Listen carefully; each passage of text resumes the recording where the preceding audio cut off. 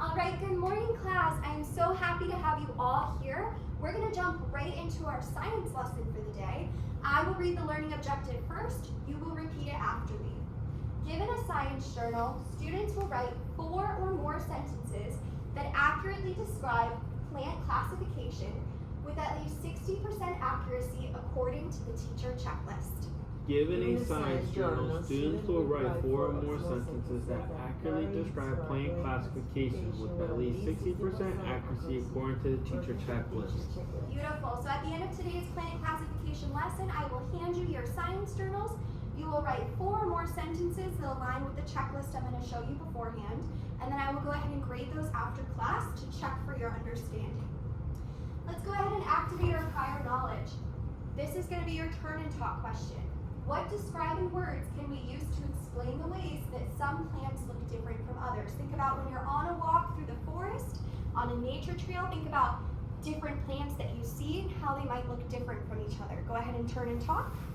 I would say the size. The colors, the shapes. Yeah. Okay. All right, beautiful. I heard so many wonderful ideas. The size of plants, we can talk about the color of plants, and the shape of plants. Our whole lesson today is going to be about how scientists use a bunch of different information about plants to group them into different categories. Our purpose for learning this is that scientists classify plants to better understand how they grow, reproduce, and survive. This classification helps with agriculture, which is food production, right? That's extremely important, as well as crop health. And it also supports conservation of forest and plant habitats by helping scientists protect plant species and the environments where they grow. So this is extremely important. Go ahead and grab out your guided notes from your table caddy. They're going to look like this. You're going to follow along with the vocabulary that I give you. After today's lesson, if you finish up your science journal early, I'll give you time to go ahead and color in your picture.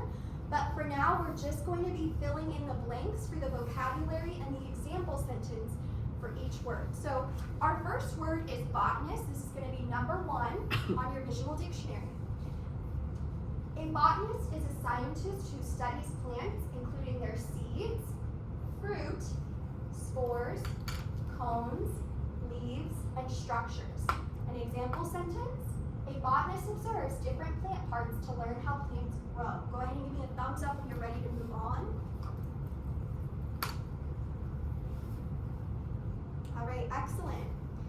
Classify is our next word. Here's the definition. To classify means to sort plants into groups based on their features, such as seeds, fruit, flowers, cones, or spores. Example sentence: we classify plants by looking for flowers, seeds, cones, or spores. We are essentially sorting into different groups when we are classifying. Thank you, Alex, for giving me a thumbs up to show me that you are ready. Everybody else, go ahead and give me a thumbs up when you are done. Excellent. Thank you, Alexandra. The next word is reproduce. This is to make more of something.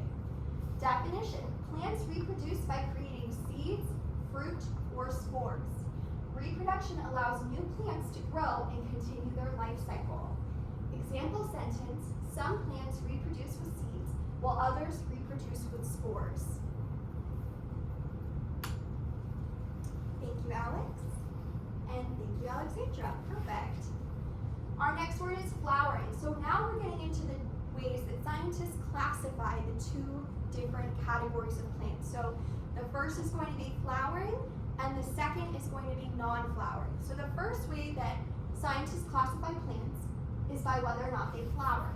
Definition: flowering plants produce flowers, seeds, and often fruit. Examples include zinnias, apple trees, and sunflowers.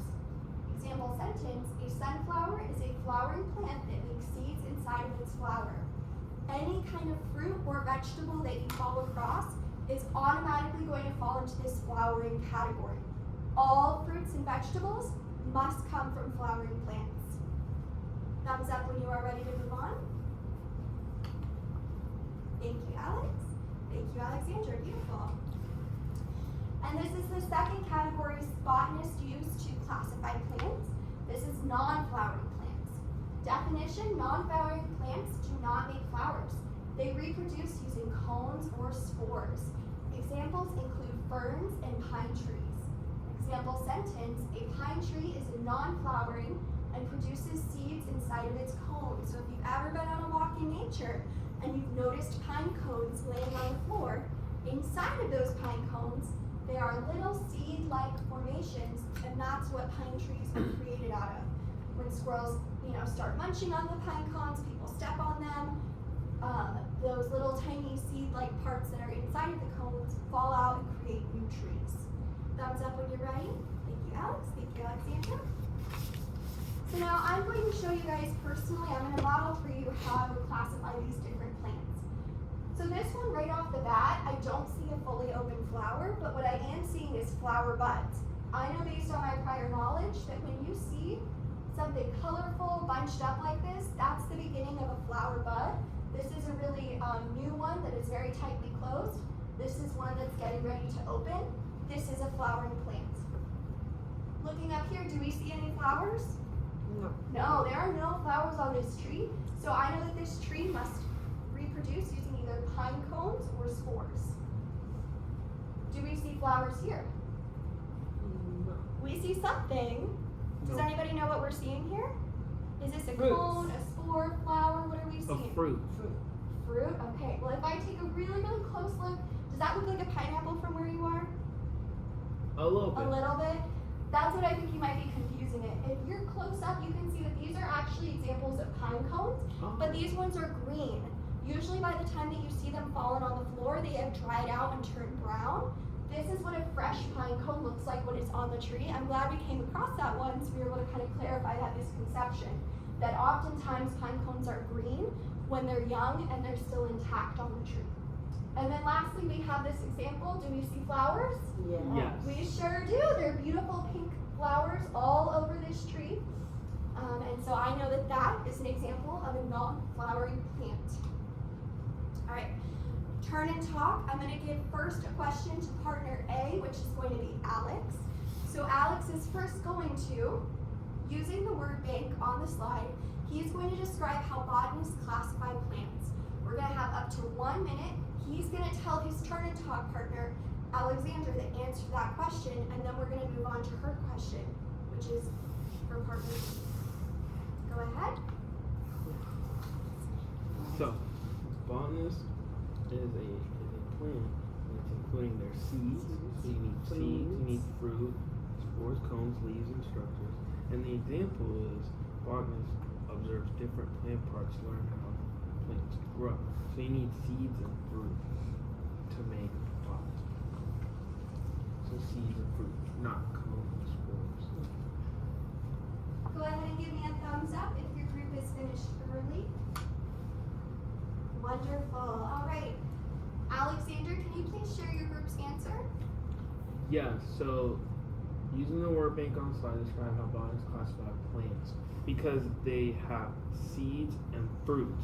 And we learned that if a plant does not make flowers, then they reproduce using cones or spores. Beautiful job. Yes, so we learned that these scientists called botanists sort plants into 2 different categories, flowering and non-flowering.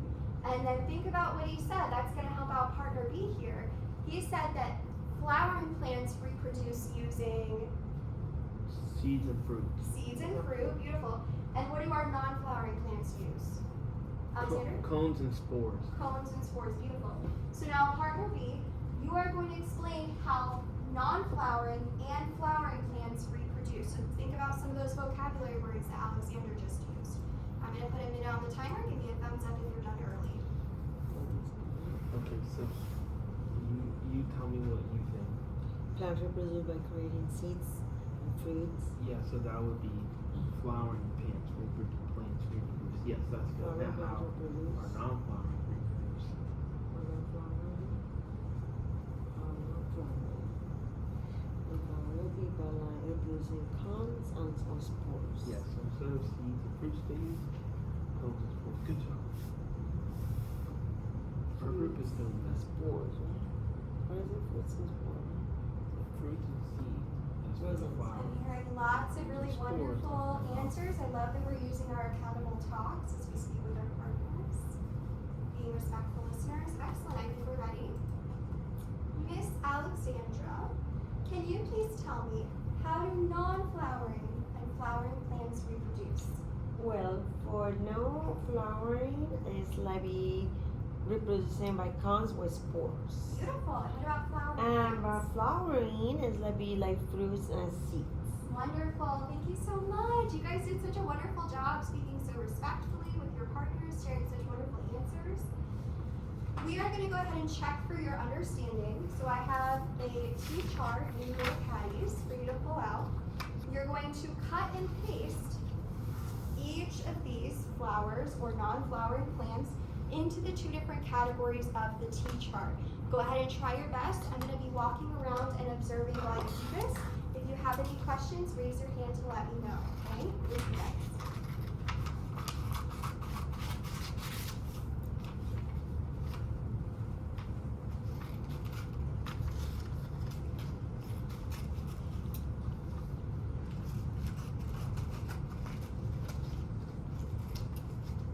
I love that we're sharing our materials with each other, taking turns.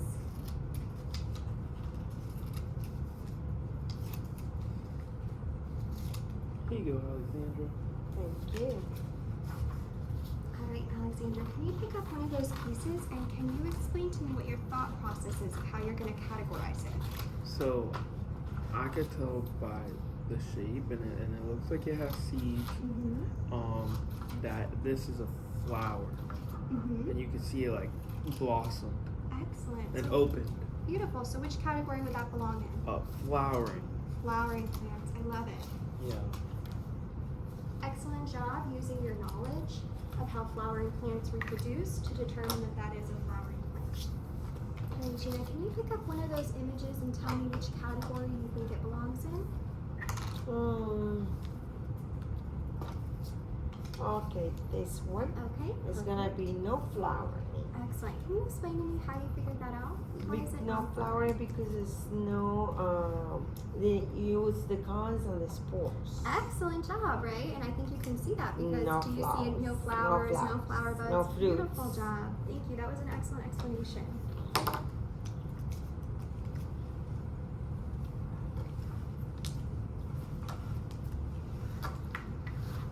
Go ahead and give me a thumbs up when you're ready. I'll come around and check your work. Hi, Alexander. Let's see what you have here. Excellent. Yes, you correctly sorted the flowering plants as well as the non-flowering plants. Excellent job. Very nice work. Alexandra, let's see.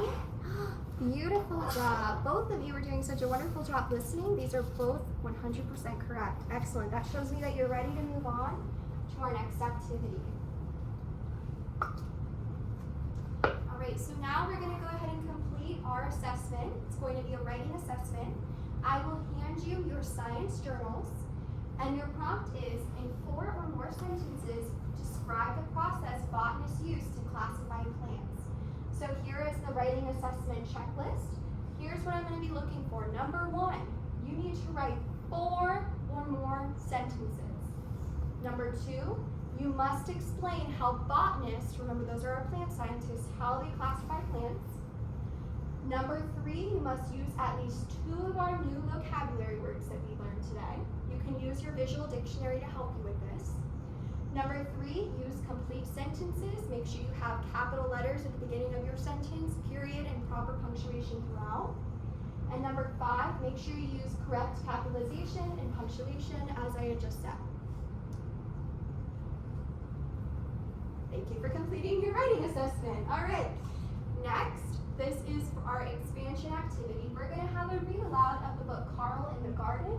And during this read aloud, I'm going to ask you all the question, how did Carl's love for plants help people of today better understand how plants are classified? We're going to have a turn and talk, and then we're going to go ahead and share our group answers. Any questions? No. All right, fabulous. Thank you all for participating in today's plant lessons. You all did a wonderful job learning this very important skill. I appreciate you all so much. Please give yourselves a round of applause. Yeah. And thank you.